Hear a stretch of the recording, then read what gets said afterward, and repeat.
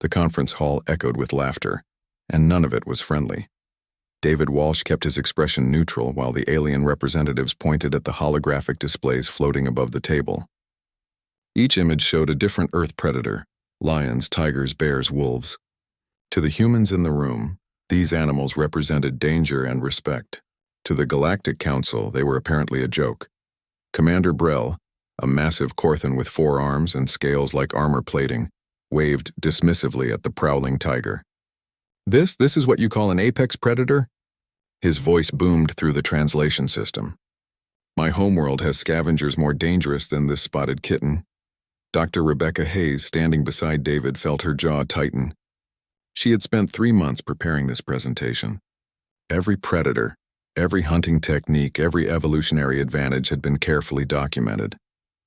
And now these aliens were laughing at Earth's most dangerous animals like they were watching a children's show. Ambassador Tella, a Savine with gray skin and oversized eyes, examined her datapad with clinical detachment.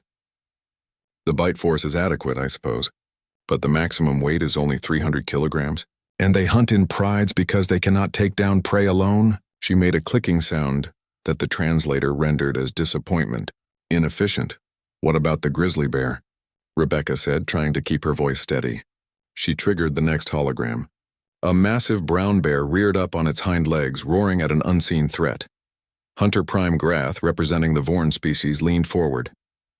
His species looked like someone had crossed a mantis with a wolf and made it 2 meters tall. Yes. Impressive size for your world. But look at the claw structure. Designed for digging and fishing, not combat. And the top speed is what, 50 kilometers per hour? He made a chittering sound. Our juveniles move faster than that.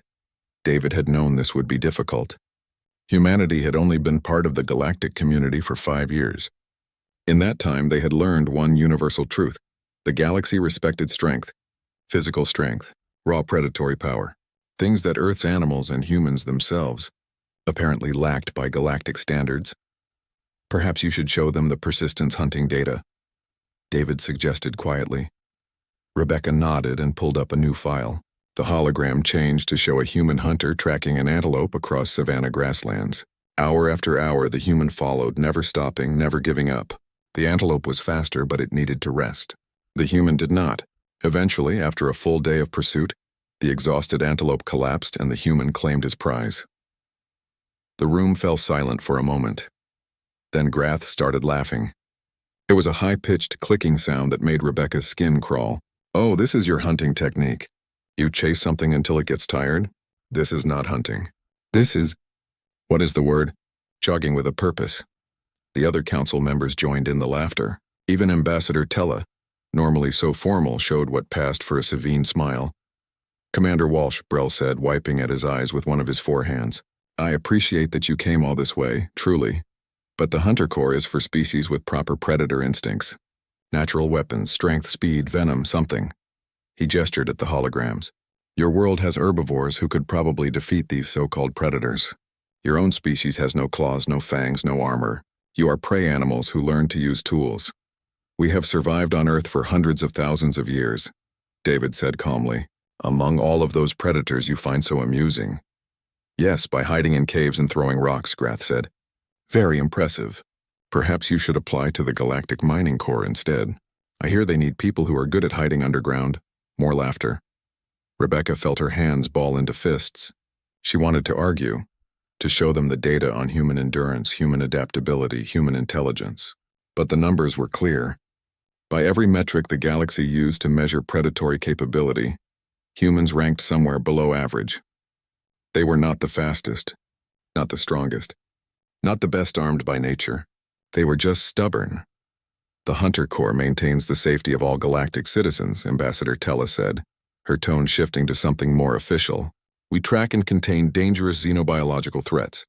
This requires species with proven predatory capabilities. I am sorry, but Earth does not qualify at this time." "At this time," Rebecca repeated. "What would it take to qualify?" Brell shrugged with all 4 shoulders. "Evolve for another 1,000,000 years. Develop some proper claws, or venom sacs, or thermal vision, or—" He waved at the holograms again. "Anything more impressive than big teeth and persistence jogging." David closed the holographic display with a gesture. The Earth predators vanished, leaving only the harsh lighting of the council chamber. "Thank you for your time," he said simply. "We will not waste any more of it." He turned to leave and Rebecca followed, her face burning with embarrassment and anger.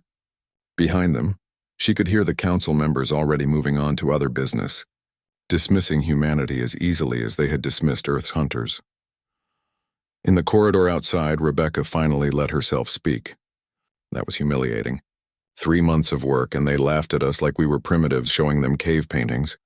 They did, David agreed. He did not seem upset. If anything, he looked thoughtful. "How are you so calm about this?" David glanced back at the closed doors of the council chamber. "Because we did not show them everything Earth has to offer." "What do you mean?" "Tell me, Rebecca, what's the most dangerous animal on Earth? Not the biggest or the fastest." "The most dangerous," Rebecca frowned. "That depends on how you define dangerous."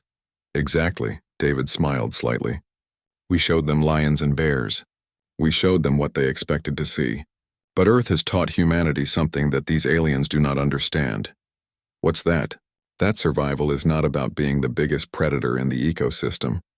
It is about being too stubborn to die." He started walking toward their shuttle. "Come on, we have a long flight home, and I have a feeling we will be back here sooner than the council thinks." Rebecca hurried after him, confused but curious. David had that look he got when he was planning something. She had worked with him long enough to recognize it. Whatever he was thinking, it was going to be interesting. Behind them, in the council chamber, the galaxy's finest hunters continued their important work, secure in their superiority. None of them noticed the emergency alert that had just arrived from the outer reaches. Sigma Station was reporting a containment breach, and they were requesting all available Hunter Corps units immediately. Red emergency lights painted the walls like blood. Director Vrel slammed his fist against the console, all 4 of his Corthan arms working frantically across different control panels. Nothing responded. The containment fields were down. The security barriers were down. Even the internal communication system was failing, reducing his desperate warnings to static-filled fragments. On the monitors that still functioned, he could see them. The creatures that were never supposed to escape. The things that the galaxy's best hunters had spent decades capturing and containing. The render beasts moved through the southern corridor in a pack of 7. Each one was the size of a small shuttle, with 6 legs that ended in claws designed to tear through starship hulls. Their eyeless heads swung back and forth, sensing heat and movement through organs that humans would have called unnatural. They had already killed 3 security teams. The bodies were scattered across the floor in pieces. In the eastern wing, something flickered in and out of reality. Void stalkers, phase predators from a dimension that intersected poorly with normal space. You could see them one moment solid and hunting. The next moment they were gone, passing through walls and barriers like ghosts. Except ghosts could not bite your head off when they decided to become solid again. 2 more security personnel were missing. Frel suspected they were not missing at all, just consumed in places where the cameras could not see. But the worst were in the central biodome. 3 dreadmaw serpents, each over 40 meters long, coiled around the artificial trees like living nightmares. Their scales were tougher than most armor plating. Their venom could melt through a pressure suit in seconds, and they were intelligent enough to coordinate their attacks, working together like a military unit. Vrel had sent his best hunters into that biodome 30 minutes ago. Only one had made it back out, and she had been in shock, unable to speak, just pointing back at the doors and shaking. "Distress signal is transmitting," his assistant said. The young Savine's voice shook despite her training. "Hunter Corps units are responding. Estimated arrival time is 6 hours. 6 hours? Vrel stared at her. "We have maybe 2 hours before those things reach the inhabited sections of the station. There are 12,000 people on Sigma Station. Researchers, families, children." "I know, Director." The assistant pulled up a tactical display. "We have sealed all the blast doors between the containment sectors and the civilian areas. But if the render beasts decide to force their way through," she did not need to finish. "Blast doors were designed to contain fires and decompressions, not creatures that could chew through starship armor." Vrel pulled up the distress responses. Most Hunter Corps units were too far away. A few were closer, but still hours out. His people were trained to study dangerous creatures, not fight them. The station's security force had already proven inadequate. They needed real hunters. They needed them now. His console chimed. Incoming transmission. This is Captain David Walsh of the Earth vessel Tenacity. We received your distress call. We are 1 hour from your position. What is your situation? Vrel felt hope and despair in equal measure. Earth, the species that had been rejected from the Hunter Corps just days ago because their predators were too weak. The species with no claws, no natural weapons, nothing but stubbornness and primitive persistence hunting. But they were 1 hour away. And everyone else was 6. Captain Walsh, Vrel said, choosing his words carefully. We have a catastrophic containment breach. Multiple xenobiological threats are loose on the station. Render beasts, void stalkers, and 3 dreadmaw serpents. We have significant casualties among our security forces and initial Hunter Corps response teams. There was a pause. Vrel could imagine the humans reviewing the threat data, realizing how badly outmatched they were. Preparing to wish him luck and withdraw to a safe distance until the real hunters arrived. Understood, David said. We are altering course for maximum speed. 52 minutes until docking. Can you hold until then? Can we hold? Vrel almost laughed. Captain, with respect, we cannot hold at all. Our defenses have failed. We are trying to keep the creatures contained in specific sectors, but it is only a matter of time before they break through. Then we need to move faster, David said. There was something in his voice. Not fear, not even concern. Just focus. Dr. Hayes, pull up everything we have on render beasts, void stalkers, and dreadmaw serpents. I want hunting patterns, weaknesses, behavioral data, everything. Vrel heard a woman's voice respond in the background. Already on it. David, these things are classified as extinction-level threats. Each one of them. Good, David said. Then they should be taking us seriously. Vrel blinked. Captain Walsh, I do not think you understand. These creatures have killed trained Korthan warriors, foreign hunters with decades of experience. Your species was rejected from the Hunter Corps because your predators were considered insufficient. Yes, they were. David's voice was calm, which is why we had to learn how to survive among them anyway. We will be there in 52 minutes. Keep your people behind those blast doors. We will handle the containment. The transmission ended. Vrel stared at the blank screen. His assistant looked at him with wide eyes.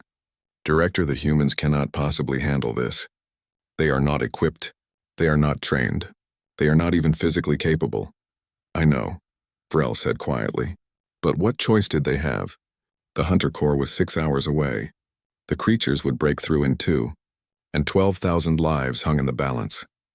He pulled up the internal communication system, routing around the damaged sections, and found the emergency broadcast channel. All personnel, this is Director Vrel. Remain in your secured areas. Do not attempt to engage the escaped creatures. Help is arriving in approximately 1 hour. He did not mention that the help was human. He did not mention that it was probably inadequate. He did not mention that they were all likely going to die, but he hoped. Despite everything logic and experience told him, he hoped. On his monitor, one of the render beasts tested a blast door with its claws. The metal shrieked in protest. The creature pressed harder, and the door began to buckle. Vrel counted the seconds until the humans arrived, and prayed to whatever gods existed that Earth had taught its children something useful about survival. Even if the galaxy had not been impressed by their predators, perhaps their prey instincts were better than anyone had given them credit for. It was a thin hope, but it was the only one they had.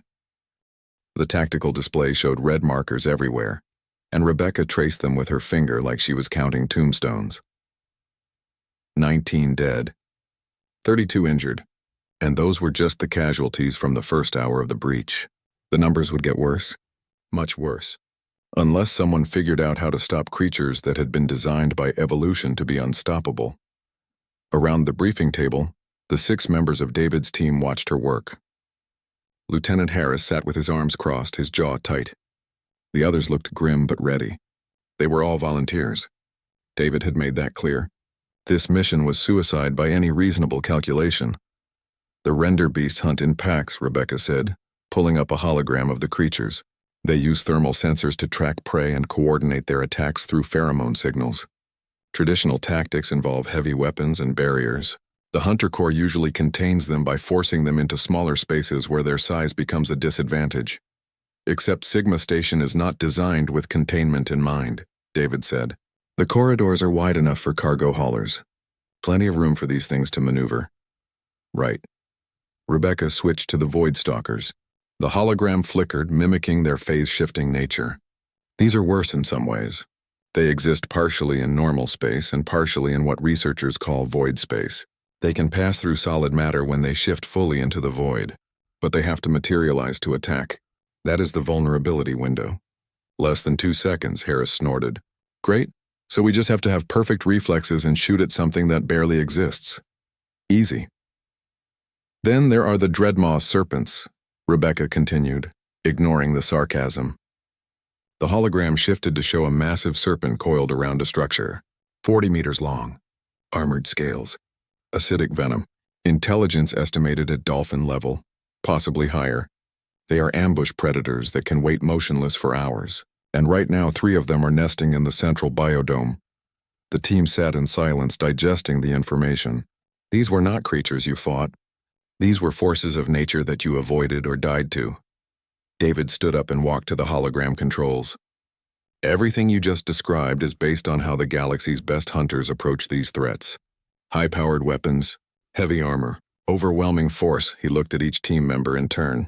We are not the galaxy's best hunters. We were rejected, remember? Because Earth's predators are too weak. Where are you going with this? Harris asked. David pulled up a new file. Tell me what you see. The hologram changed.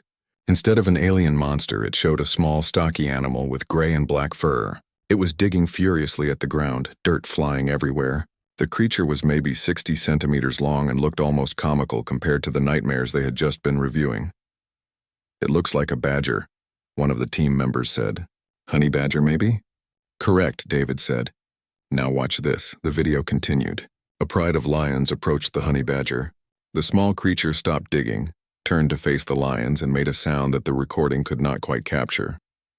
The lions, each one 50 times heavier than the badger, hesitated. Then the Honeybadger charged. What followed was chaos. The badger went straight for the largest lion, biting and clawing with absolute fury. The lion retreated. Another lion tried to attack from the side. The badger spun and went after that one too. Within seconds, the entire pride was backing away from a creature that weighed less than 20 kilograms.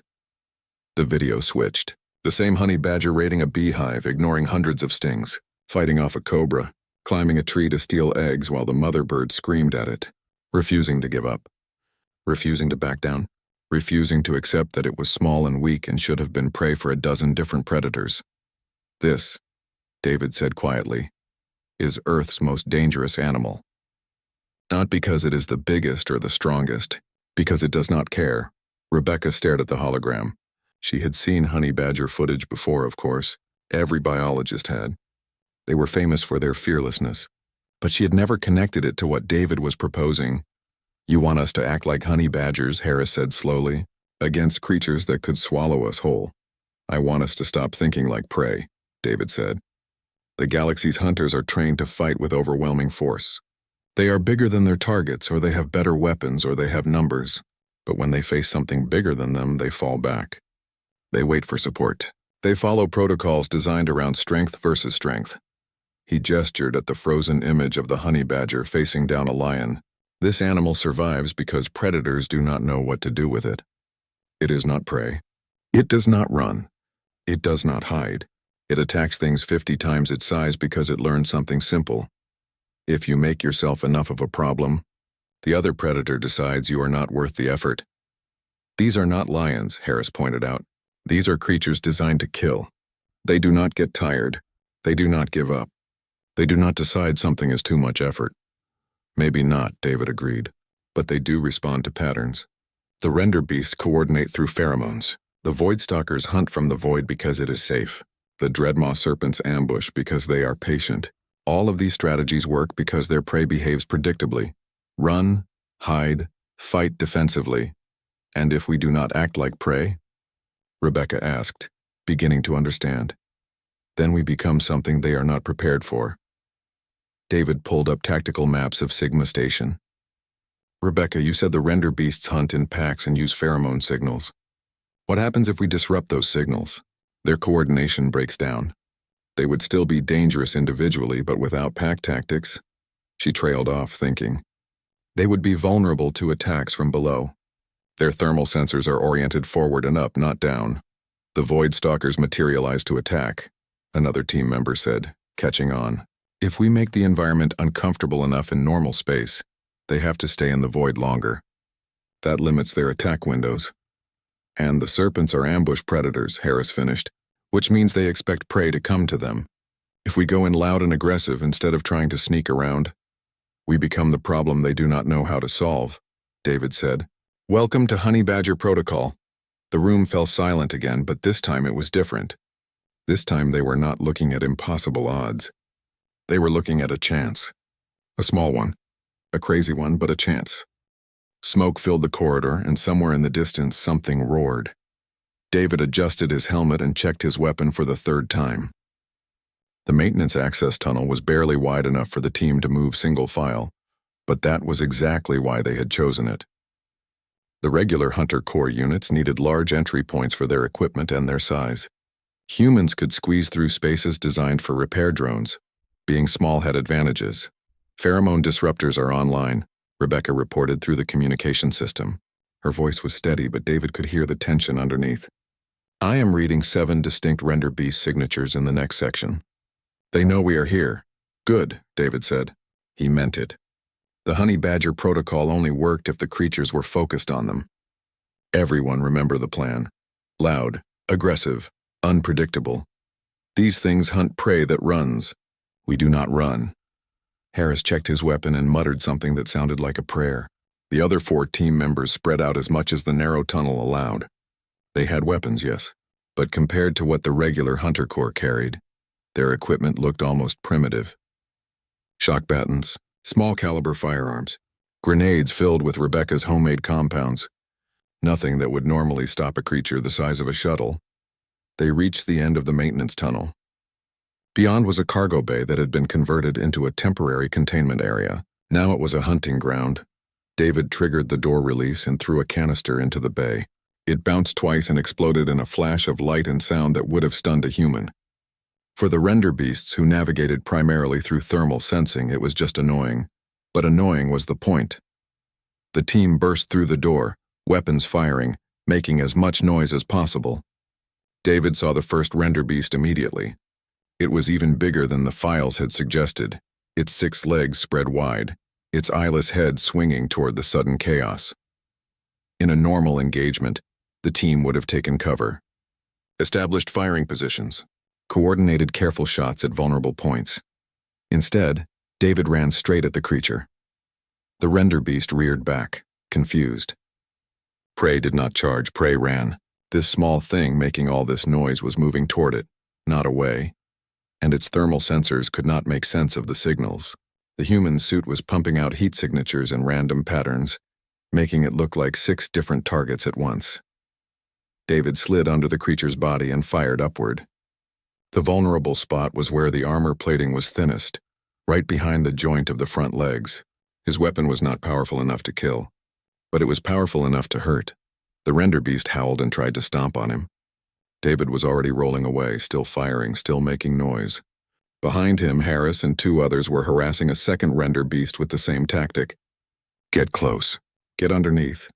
Make the creature focus on the immediate threat instead of coordinated pack hunting. Rebecca stood at the entrance with her disruptor array cranked to maximum. The air filled with a chemical smell that made David's eyes water even through his helmet. For the render beasts used to communicating through precise pheromone signals, it was like trying to hear through a hurricane of static. The pack coordination broke. 7 render beasts became 7 confused individuals, each one trying to deal with humans who refused to behave like food. David threw another of Rebecca's special grenades. This one did not explode with light or sound. Instead, it released a compound derived from earth plants that produced intense irritation in most species' sensory organs. The nearest render beast stumbled, shaking its head frantically. Target the joints, David shouted. Drive them toward Section C. The team moved like they had practiced, though the practice had been theoretical and rushed. They fired, retreated, fired again. Each shot was aimed at joints, at sensory organs, at anything that would cause pain and confusion. Not killing shots, harassment, like a honeybadger snapping at a lion's heels. One render beast tried to charge Harris. The lieutenant stood his ground until the last possible second, then dove aside. The creature crashed into a support pillar instead. Before it could recover, 3 team members hit it with shock batons at maximum setting. The render beast went down. Not dead, just unconscious. 1 down, 6 to go. They are adapting, Rebecca called. 2 of them are trying to flank us. Let them, David replied. He pulled the pin on his last grenade and threw it behind the 2 flanking creatures. The explosion collapsed part of the ceiling, cutting off their retreat. Now they had to come forward, into the kill zone, except the humans were not planning to kill. They were planning to contain. David triggered the trap. Emergency bulkhead doors slammed shut on either side of the cargo bay, cutting off 2 render beasts from the rest. The other 4 were now trapped in a space that was suddenly too small for effective pack hunting. Harris's team hit them with everything they had. Shock weapons, chemical irritants, noise generators that scrambled their thermal sensing. The render beasts thrashed and roared, but in the confined space their size worked against them. They could not coordinate, could not maneuver, could only react to the constant overwhelming harassment. 20 minutes later, 6 render beasts were unconscious or contained.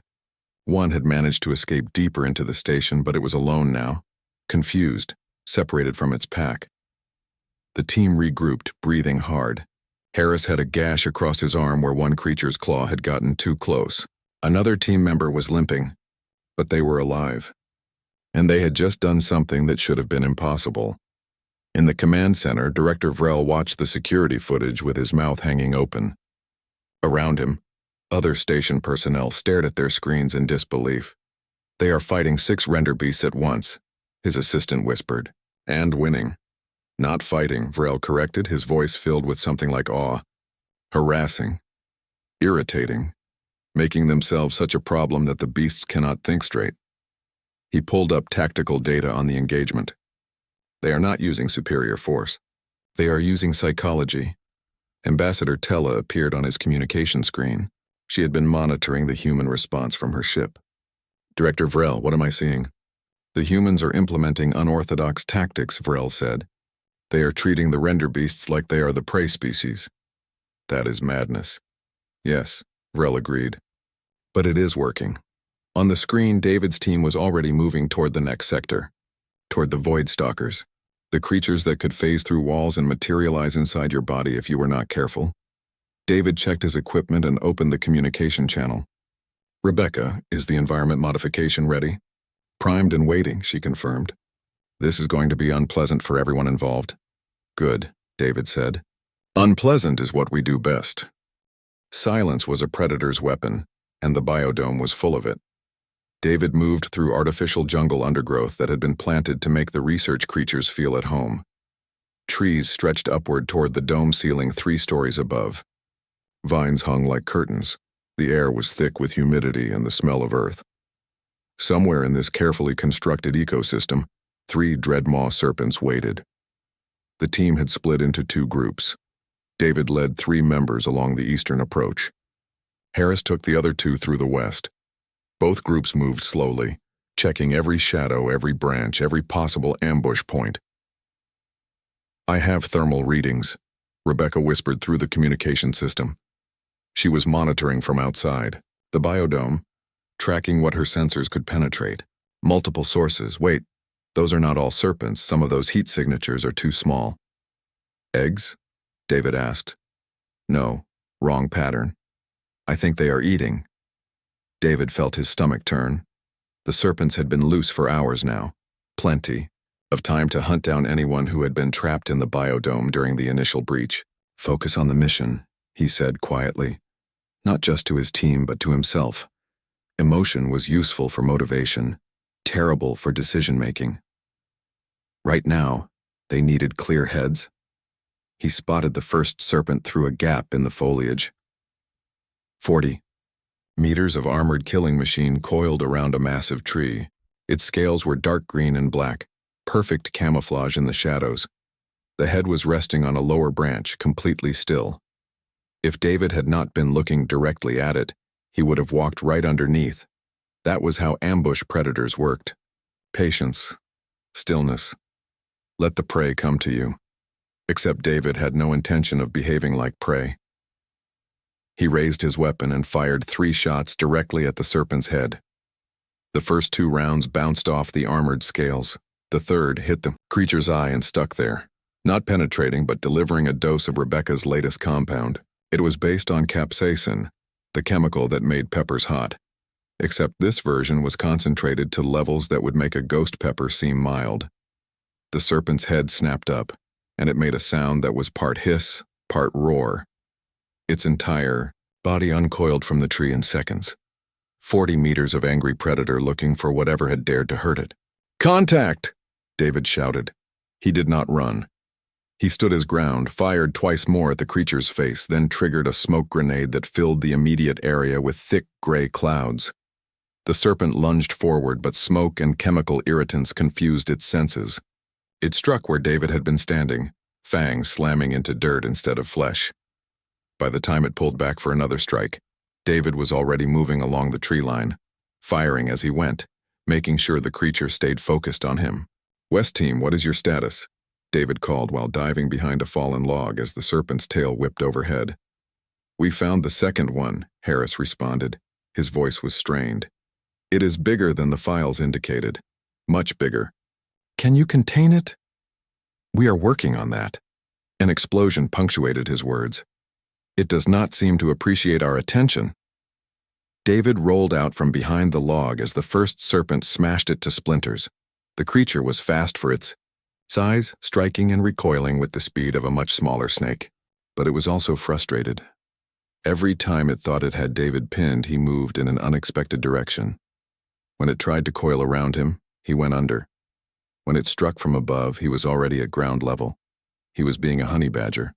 Small, annoying, and absolutely refusing to die. "Rebecca, I need the structure compromised," David said, checking his ammunition. He was running low. "Section G4. Near the water reclamation system." "That will cause flooding in the lower levels," Rebecca warned. "I know. Do it." 5 seconds later, an explosion rocked the biodome. Water began pouring through a ruptured pipe, quickly turning the carefully maintained jungle floor into a muddy swamp.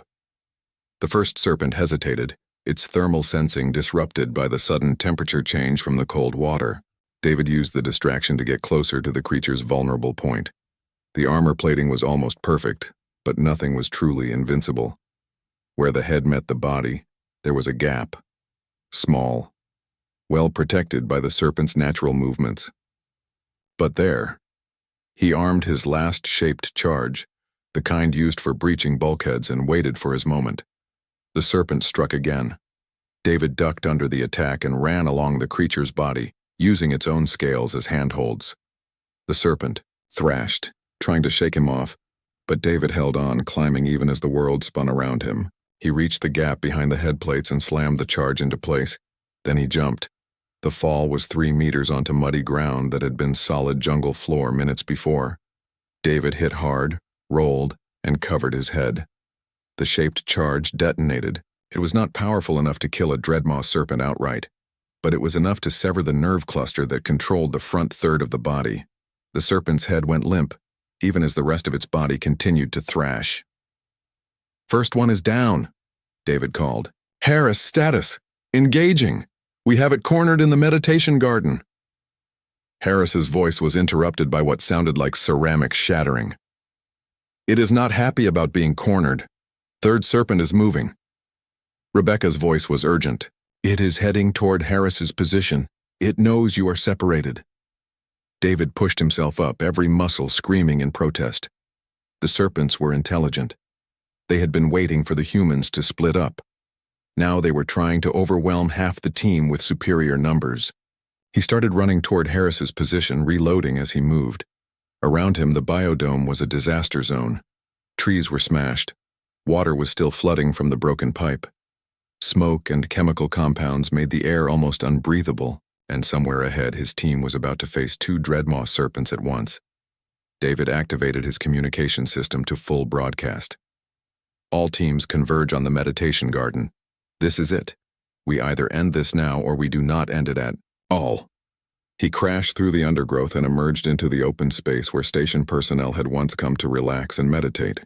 Now it was a battlefield. Harris and his two teammates were backed against a decorative fountain, facing a serpent that was easily 50 meters long. And coming from the other side, emerging from the jungle like a nightmare given scales, was the third serpent. David did not hesitate. He ran straight at the second serpent, screaming at the top of his lungs, firing every weapon he had left. The creature turned toward him, confused by prey that charged instead of fled. That moment of confusion was all his team needed. Harris threw something that looked like a net, but was made of monofilament wire connected to electrical generators. It tangled in the first serpent's coils, delivering enough current to make the creature convulse. The rest of the team opened fire on both serpents simultaneously. Not trying to kill, trying to hurt, trying to confuse, trying to be such an overwhelming problem that the creatures could not focus on any single target. And slowly, impossibly, it was working. The second serpent lunged at David. He dove into the fountain, and the creature's fangs struck decorative stone instead of flesh. Before it could withdraw, David triggered an emergency containment field. The force field was not strong enough to hold a dreadmaw serpent for long, but it did not need to be long. Just long enough. The field shimmered into existence, trapping the serpent's head inside what had been the fountain. The creature thrashed, and David knew he had maybe 30 seconds before it broke free. He used 20 of them to reach the control panel and manually activate the biodome's emergency lockdown. Steel shutters slammed down over every exit. The lighting shifted to emergency red, and most importantly, the atmospheric controls reversed. The biodome began venting air, not fast enough to kill anyone immediately, but fast enough to make the serpents, with their high metabolism and oxygen needs, start to slow down. "Everyone seal your suits," David ordered. "We are going to make this environment as uncomfortable as possible." As the air pressure dropped and the temperature plummeted, the three dreadmaw serpents found themselves facing something they had never encountered before. Prey that was willing to hurt itself just to hurt them more. Very much like a honeybadger, David thought as his vision started to blur from oxygen deprivation, ignoring bee stings to get at the honey. He just hoped they all survived long enough to see if the galaxy finally understood what Earth had to offer. Pain was a conversation, and David's body was shouting. He woke up in the medical bay with every nerve ending filing a formal complaint. His ribs hurt. His lungs hurt. Parts of him he did not even know could hurt were enthusiastically joining the chorus of discomfort. Through the haze he could hear medical equipment beeping and someone speaking in a language the translator was rendering as concerned, Civine medical terminology. "He is waking up," a voice said. "Vitals are still abnormal, but they have been abnormal since he arrived. I am beginning to think this is normal for humans." David opened his eyes. The medical bay was too bright, but that might have been because his pupils were not cooperating properly. A Civine doctor stood nearby, examining a datapad with the expression of someone reviewing data that should not be possible. "How long?" David managed to croak. 18 hours since you were brought in," the doctor said. "You were suffering from oxygen deprivation, 3 cracked ribs, a partially collapsed lung, chemical burns on your hands and face, and what I can only describe as complete physical exhaustion. You should not be conscious for another day at minimum. My team, all alive." The doctor's tone suggested this fact personally offended the laws of biology. "Lieutenant Harris has second-degree acid burns across his left arm and shoulder.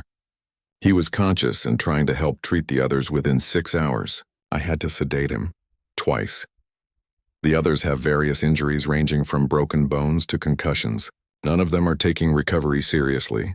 David tried to sit up. His body informed him this was a terrible idea. He did it anyway. "You are insane," the doctor said flatly. "All of you. Completely insane. Did we contain the creatures?" "Yes." The doctor put down the datapad and looked at David with what might have been respect or horror. "Possibly both. All 3 dreadmaw serpents are in reinforced containment. The render beasts are secured. The void stalkers were eventually driven into specially prepared containment fields. 0 additional casualties after your team arrived. You saved 12,000 lives. Good." David let himself sink back into the bed. "That is good." The door to the medical bay opened and Commander Brell entered. The massive Corthan had to duck to fit through the human-sized doorway. He approached David's bed and stood there for a long moment, all four arms crossed. "I owe you an apology," Brel said finally. His voice was quiet, which somehow made it more impressive. "I judged your species based on physical characteristics. I dismissed your capabilities because you lacked natural weapons. I was wrong." David managed a weak smile. "You were not entirely wrong. We are not the strongest. We are not the fastest. Our predators are not the most impressive by galactic standards." "No," Brel agreed. "But you survived among them anyway, and that required something we did not account for." He performed a gesture with his four hands that David's translator interpreted as a formal salute of deep respect. "You have the minds of prey and the hearts of predators. It makes you more dangerous than either alone." Over the next few days, as the human team slowly recovered, the story of their actions spread through the galactic community.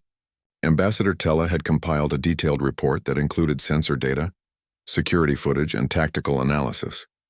The Galactic Council requested multiple briefings. On the fifth day, David was finally cleared to leave Medical Bay. He found his team gathered in a conference room with a view of Sigma Station's repair operations. The damage from the breach was extensive, but the station was already rebuilding. Harris was there, his arm still wrapped in medical bandages.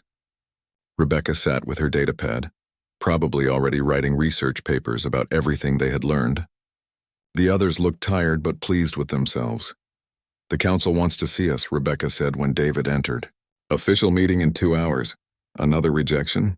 Harris asked with dark humor. "I do not think so," Rebecca said, showing them her datapad. "Look what has been trending on the galactic information networks." The screen showed a video clip. A Honeybadger, the same one from David's original briefing, charging at a group of lions. The video had been viewed 2 billion times across member species networks. The caption translated to, "This is what humans learned from. This is why they do not quit." The meeting with the Galactic Council was different from the first one. The same chamber, the same representatives. But the atmosphere had changed completely. Commander Brel spoke first. "Captain Walsh, Dr. Hayes, Lieutenant Harris, on behalf of the Galactic Council and the Hunter Corps, I am pleased to formally offer humanity full membership in our organization. We are creating a new division," Ambassador Tella added. "The Persistence Response Unit, for situations where traditional hunting methods have failed, where unconventional tactics are required, where someone needs to be stubborn enough to refuse defeat even when defeat is logical." Hunter Prime Grath stood up. The proud Vorn hunter looked uncomfortable, but he met David's eyes directly. "I watched the security footage from Sigma Station multiple times. I have been a hunter for 30 years. I have faced creatures that would give most species nightmares, but I have never seen anyone fight like your team fought." He paused. "I have never seen anyone refuse to give up when giving up was the reasonable choice." It was inspirational and humbling. "We showed you lions and bears," David said, "and you were not impressed. That was fair. But we should have shown you the Honeybadger first." "Yes," Grath agreed. "You should have. Tell me, is it true that this creature fights animals 50 times its size?" "It is true," Rebecca confirmed. "The Honeybadger has the thickest skin relative to its size of any animal on Earth. It can survive bites from venomous snakes. It raids beehives despite being stung hundreds of times, and it has been observed fighting off lions, hyenas, and leopards, not because it can win, because it refuses to lose." Grath was quiet for a moment. Then he made a sound that the translator struggled with before settling on respectful laughter. "Humanity learned from this creature?" "We learned from everything that tried to kill us," David said. "That was the point we failed to make last time. Earth's predators are impressive, but humans survived among all of them. We learned from the persistence of wolves, the patience of crocodiles, the adaptability of rats, and yes, the absolute refusal to quit from the Honeybadger. The Hunter Corps has already begun incorporating your tactics into training programs," Ambassador Tella said. "We are calling them asymmetric engagement protocols. Fight smarter when you cannot fight stronger. We have also made a decision regarding your division's insignia," Brel added. He activated a hologram. It showed a stylized Honeybadger, teeth bared, standing over a defeated creature 10 times its size. Below it, text in multiple languages read, "Persistence Response Unit. Size matters less than stubbornness." Harris laughed out loud. "I love it. There is one more thing," Grath said. He seemed almost shy, which was strange for a proud-born hunter. I requested permission to train with your unit, to learn these tactics. The council approved my request, if you will have me. David looked at his team. They all nodded. Welcome to Honeybadger Protocol, David said. First lesson, when something bigger than you wants to fight, make sure you are too annoying to be worth the effort. Months later, the first joint training exercise between traditional Hunter Corps units and the new Persistence Response Unit took place. Trainees from a dozen species watched as human instructors demonstrated tactics that seemed to violate every principle of sensible predator behavior. Rebecca, now officially titled Chief Xenobiological Advisor, showed them footage of Earth animals, not just predators, everything. The salmon swimming upstream against impossible currents, the tardigrade surviving in the vacuum of space, the cockroach persisting through extinction events. This is what Earth taught humanity, she explained to the assembled class. Survival is not about being the strongest. It is about refusing to accept that you cannot survive. And in the background, on a screen that played on loop, a honeybadger charged at a lion 50 times its size. The lion backed away. The galaxy was learning that sometimes the scariest predator was the one who simply refused to quit. And humanity, rejected for being too weak, had finally found their place among the stars, not as the strongest hunters, but as the ones who taught everyone else that strength came in many forms, including stubbornness, creativity, and the absolute determination to be a problem for anything that underestimated them, just like a honey badger. The end.